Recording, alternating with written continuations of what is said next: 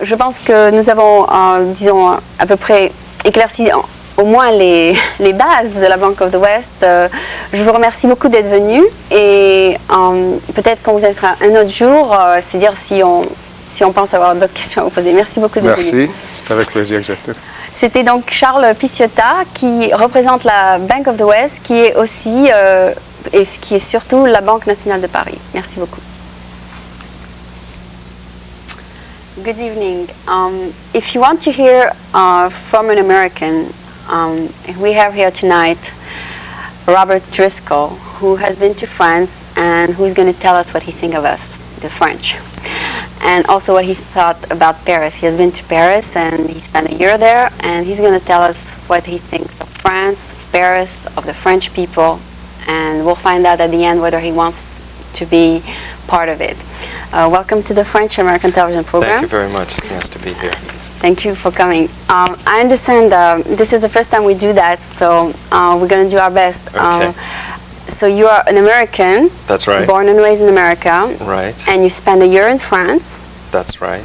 About 10 years ago. That's okay, but you did spend time in France. That's right. So you'll be able to tell us pretty much what you thought of the French people and after being there.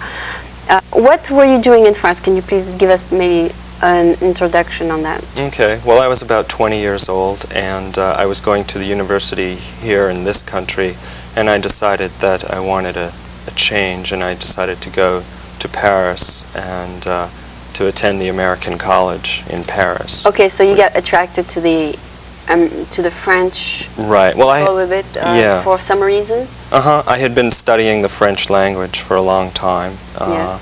And I wanted to try to go over there and improve my French and use it as much as I could. And so why did you pick an American university? They taught French in the American university? Yes, they had French courses. However, all the other courses were conducted in English. Yes. Like history or something like this? History, music, business, mathematics, sciences, everything. So you had like preparing for a general kind of right. general art, right. liberal art, right? Liberal arts, right, exactly. So you were preparing for your, let's say, your degree. And those count in the American? Right. All of the classes I took at the American College in Paris were able to be transferred back to... Because it was an American university. Exactly. That's great. However, if I had the chance to do it again, I think I would go to a French university because it would force me to speak more, to write it more. Especially they're free. I mean, the French universities are free. Right, exactly. Okay. What was your first impression when you got there? I mean, I'm sure you have been to American university before, and although it's an American university in France, what was your first impression since you were sharing the school with also French students? Well, it was quite a big adjustment to make. There were a number of French students at the American College. They were essentially trying to prepare themselves for the American university system so that one day they could come over to the States. It was the opposite, yes. Study, right. But were the class conducted the same way as in America? Basically, yes. So there was no difference in that because most teachers were American? No, the teachers were of various nationalities, some American, some French, other European countries. Yes. It was a pretty eclectic faculty and a very mixed bunch of students also. Also from all over the world? All over. Which is also what we notice when we go to universities in Paris. I mean, French university, everybody is not from France. I mean, that's right, that's right. So it was very interesting in that respect because I met all kinds of people. Exactly, right. Now, let's concentrate maybe on the French people. Okay. Can you tell us what you thought of the French people there? I mean, maybe the French students and then the French people. Okay. Well, I found the French students to be very amiable, and I enjoyed meeting them and getting to know them. They were a lot of fun. I enjoyed them. I wish there were more of them. And they were in minority. Right, right. The French people that I met, well, essentially they were the people in the shops, in the restaurants, in the metro. Did you find hard to get contact with them? Yeah, it was pretty difficult. I had a hard time meeting French people while I was there. And the people Were you a little bit intimidated? Yes. I see. Exactly. The people I came in contact with were, like I said, mostly in stores, and they were not rude. You made the effort to talk to them, though. Yeah, but they were always very busy, very occupied, and brusque. In the whole year, did you make any French friend or any? A couple. A couple friends. Not many, and that's unfortunate. You know, if what is the major difference that you noticed between France and here? I mean, did anything seem different? Like maybe the stores, maybe the streets, the metro. What is so different? There are a lot of differences. First of all, the architecture in Paris was astounding, and I would just love to walk around the streets and look at the buildings because I thought they were so beautiful and so old. You felt like in a different world, first of all. Exactly. Right. Okay. However, on the other hand, they had these beautiful parks in Paris. Always empty. Yeah, and I couldn't. You're not allowed to walk on the grass, apparently, yes. and that. Everybody complains about that. As soon as you walk on the grass, policemen tell you to get up. Right, and I resented that. I really just wanted to hang out on the grass. You know, There's and another sit thing there. that people always complain about is that they have to pay to use the restroom. Pay to use the restrooms, exactly, things like that. Rude. But, the metro I found to be very efficient. Yes. It works very well. It's Every easy 2 to seconds. understand. You know, the buses, you get on in the front, you get off in the back. Here in San Francisco, people get off in front. It's not enforced. Yeah, yes, yeah. Everything is enforced over there. And Paris I found to be just a beautiful city. Lots of green, and the buildings were gorgeous. Okay, so you did like the surrounding of it, but the warmth of it you didn't find too much, right? That's right. I wished I was able to connect with the people a little bit better. I'd like to live there part-time, I think.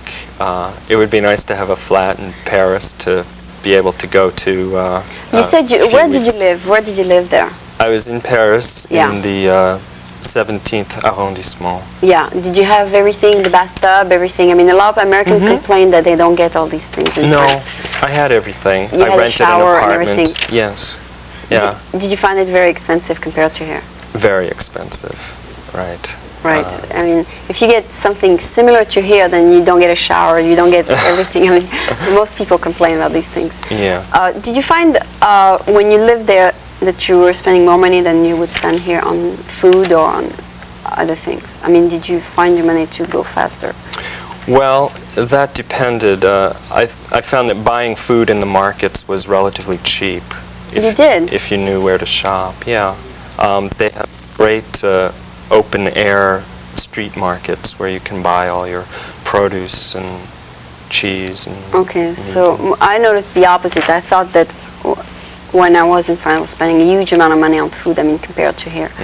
I mean, maybe I don't eat the same thing. The restaurants were expensive. The restaurants are definitely, and most people don't go as much as here to restaurants. I mean, they have company restaurants maybe or things like this, but the regular restaurants are very expensive compared to here. Definitely.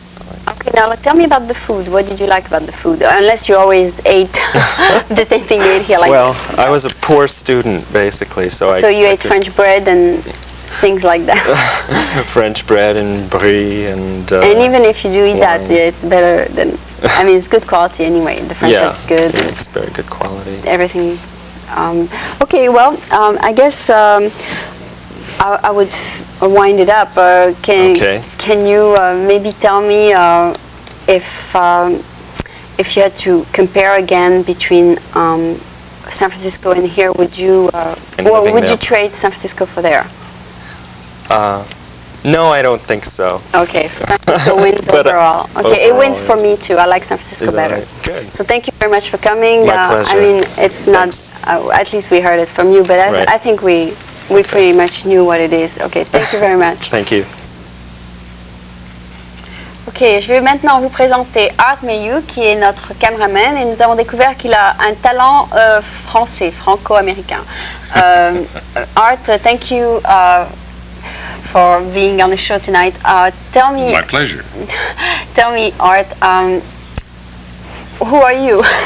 I mean, are you a singer or are you a comedian? Yes, or are you I've been a singer for many years. When I first came to California many years ago, and after the Second World War, Yes. I was with this Schubert company of the Student Prince. I was in the chorus, Yeah. and we did all of the songs and some of the dances in the famous production of the Student Prince by It was in English, though. I mean, it was in Sigmund American. Romberg. Yes, of course. Yeah. But I ran across a great book written by a French art singer, Yeah.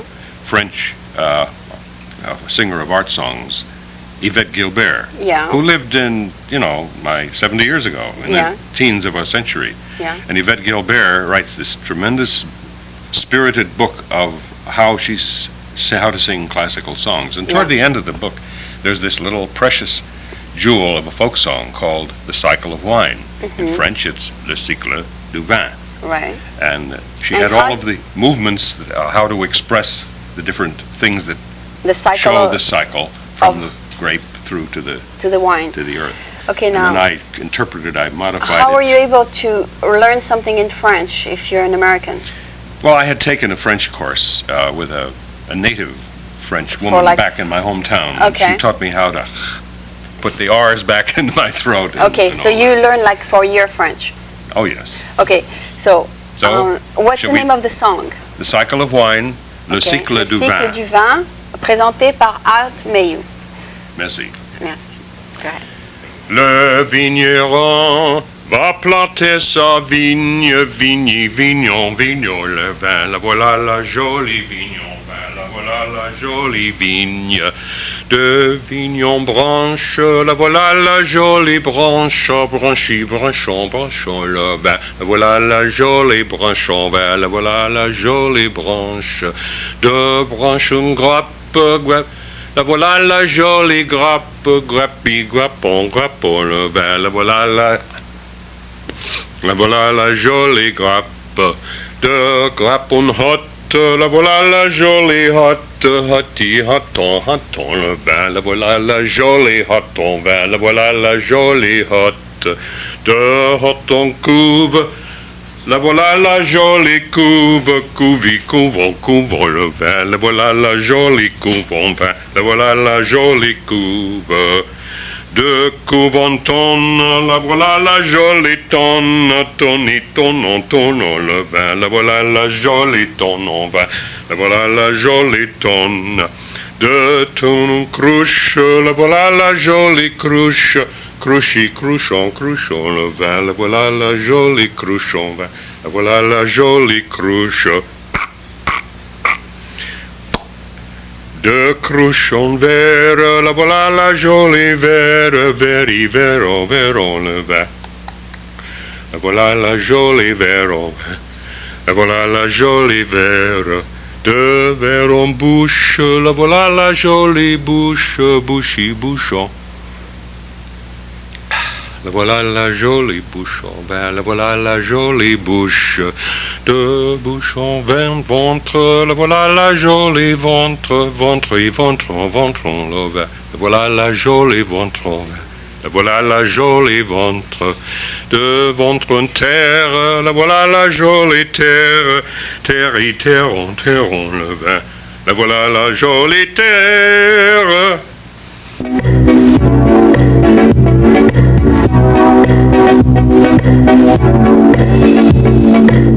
Paresseuse, par essence elle est paresseuse. Est-ce vraiment la paresse ou trop de quoi au caisse? Apparemment, elle est heureuse, c'est la plus heureuse des paresseuses. De toutes les matières, c'est la ouate qu'elle préfère. Passive, elle est pensive, en négligé de soi. De toutes les matières, c'est la ouate qu'elle préfère. Passive, elle est pensive, en négligé de soi. La bosseuse et tous les beaux mecs sud, elle s'en fout, elle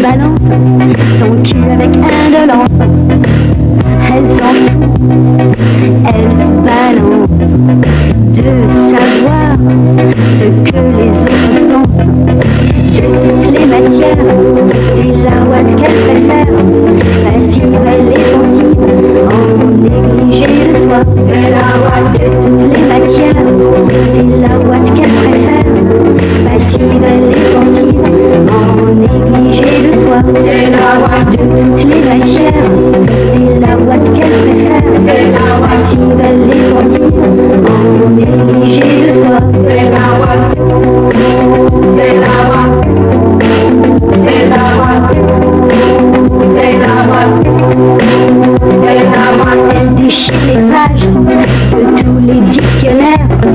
Elle n'a que quelques mots à son vocabulaire. Amour à terre et somnifère. En d'autres mots, elle se laisse faire de toutes les matières. C'est la voix qu'elle préfère. C'est la voix passive et pensive, en négligé de soi. C'est la voix de toutes les matières. C'est la voix qu'elle préfère. Passive et pensive, en négligé de soi. C'est la voix de toutes les matières. C'est la voix qu'elle préfère.